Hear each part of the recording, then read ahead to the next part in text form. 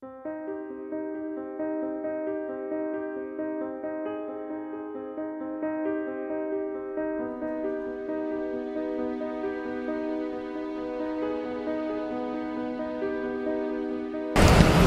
to Wall Street on Wall Street. I'm Rebecca and I'm here talking to people on the street about the June 2011 unemployment report. The June unemployment report is out and unemployment is at 9.2% and underemployment is at 16.2%. What do you think about that? Well, the government keeps saying that things are getting better, but you know, I think everything's still the same and it's going down. It's still going down, actually. That sucks. That's pretty bad. Why do you think so many people are unemployed? Because the US ships jobs to India. Like my T-Mobile, when I call T-Mobile customer care, it's never someone in this country. I mean, with the state of the economy, it doesn't surprise me. So many people have lost their jobs over the past couple of years, so that sounds about right. Why do you think people are losing their jobs? Well, I mean, when you look at the fact that commerce isn't really moving, when you have the government deciding to give the money to the financial institutions instead of the small businessmen and call it a bailout, and they're not, giving any credit out, they're not doing anything. It's like, small businesses are dying, and so, they're not hiring anybody. I think that's kind of bad right now that a lot of employers aren't taking risks of hiring people because they pay more for people who work overtime than those who will pay minimum wage. I think it's kind of bad that they should take that risk. There's people who are hard workers out there who will work the hours, work the flexible hours. There's people out there that needs work right now. So instead of overtime, you're saying people should be working minimum time around. So what do you think about the French work week, only 30 hours? I think that's okay. I think it works out for a lot of people. So more people would be employed then? Mm-hmm. More people would be employed. What do you think the reasons are that we're becoming a nation of unemployed people? I guess kids and teenagers not having money and not having the resources to go get a job and stuff. Right. The highest number of unemployed is teens at 24.5% and then blacks at 16.1%. What can be done to help these workers? Like a motivation class or something? I don't know. So you think that motivation is part of the problem? Yeah. They're just not motivated enough to get work. Well, for teens, I am a teenager. The employers think that teens will be irresponsible and won't take the work seriously, but if the teens show just enough enthusiasm for the work, they can get the work. And for blacks, it's just sometimes it's for racial looks or certain things, but if they do talk with the right amount of ethical courtesy, then I'm pretty sure they could get the job. It's just a matter of appearance sometimes, occasionally. So do you think discrimination still happens? It does. Unfortunately, nowadays it still does.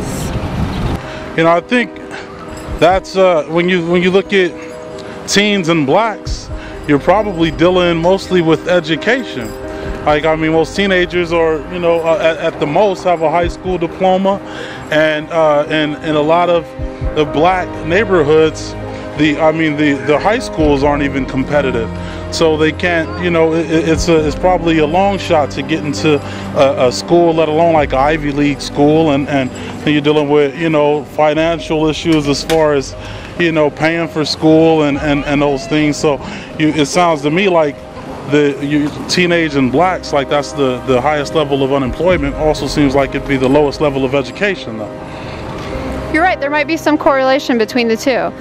Well, I think they should be in the school and work. They prepare themselves more. Okay. Well, with blacks, you don't want to say it, but there probably is discrimination. And then I know some other people were saying that it was the way they dress and stuff like that. It's like if they dress and act professional, it's not an issue, but a lot of them have that urban culture and it actually hurts them in the job force. You know, you gotta look like the job that you want to get instead of, you know, whatever feels right. If you look the part, it shouldn't be an issue, but there probably is racism. As far as teens, it's just an easy group to discriminate against because lack of experience, and if you don't get experience, you never will. So for teens, it's probably best for them to actually start their own business. It sounds like you're saying that most employers only hire people like them, and maybe there's not a lot of black employers. It may actually be the case. I do know in my dad, when he was dealing with the government, various sectors of the contracts only hired you based by certain race. So while he was working in the subway sector, it was this section of the thing had black, this section of the section had Hispanics, this section had Jewish. You know, it was like every mile of the Los Angeles subway had a different race doing it.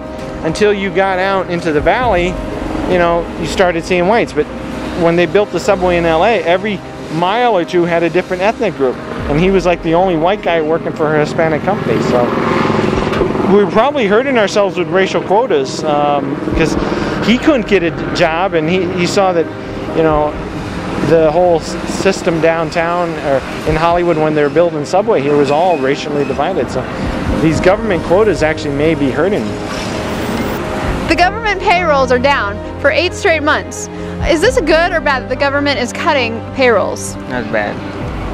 This is bad because there are people out there who have to pay their rent, have to pay schools, and it is bad that the government is cutting back on that because people depend on that money to pay their rent, to pay their cars, to pay the bills and all that.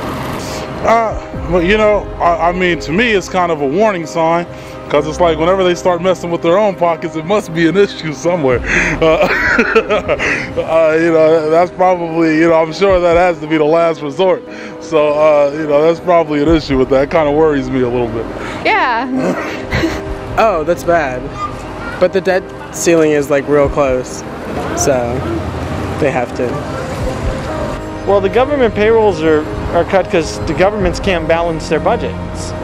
So they need to be responsible, and, you know, they need to collect tax. You know, we need tax simplification because the rich say they don't want to, you know, because everyone says blame the rich and tax them more, but the rich kind of can say, if you tax us, we can't give you jobs. So they need to actually just simplify the tax code and just make a flat tax for everyone and get rid of all these loopholes, and they'll just simplify things and make it so much easier if we had a flat tax. That's a wonderful idea. Thank you for talking with us. Do you have any last comments? The governments need to balance their budgets and clean up their acts, and business, you know, the business people need to stop being so greedy and cut their paychecks so they can hire more people. And once those people are hired, they can stimulate the economy and people will start having jobs again.